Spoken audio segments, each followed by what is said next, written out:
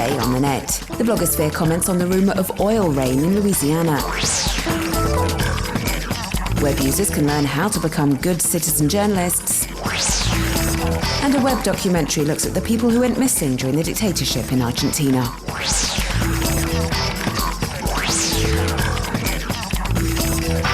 Is it raining oil in Louisiana? This is what residents of the state heavily affected by the Gulf of Mexico oil slick are claiming. The rumour started with this video, filmed by a man in front of his house.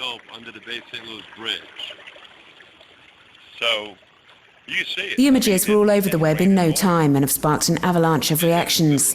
This blogger is questioning the authenticity of the video and wonders if it could actually rain oil. He says that contrary to diesel that's used in everyday life, crude oil can evaporate and thus interfere with the hydrologic cycle.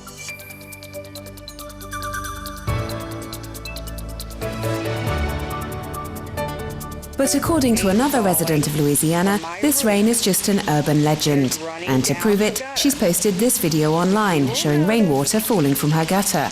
She's not detected any trace of oil. But the fact remains that these internet rumours show that many Americans are anxious about the environmental consequences of the oil spill.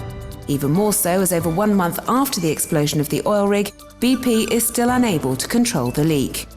And criticism of the British company continues to pour in on the blogosphere, in particular their use of dispersants to try and contain the oil spill. According to this NGO, the chemicals used could cause toxic rain, which would have devastating effects if combined with the frequent and powerful hurricanes in the region.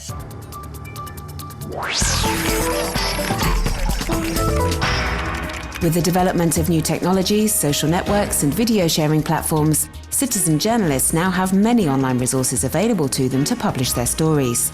But to ensure they are widely read and their stories are passed on, cyberjournalists have to follow certain rules.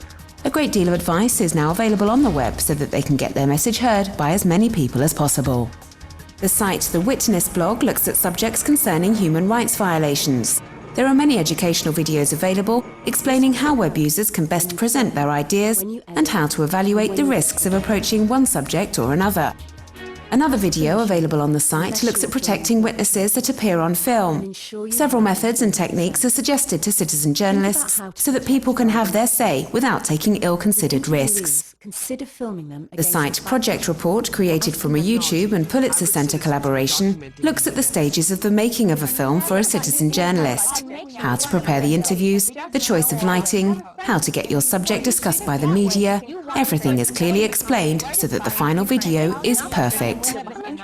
Finally, some, like the Ghana-born poet and author Kwame Dawes, are giving advice to web users on how to get a local piece of news or subject talked about on a global level.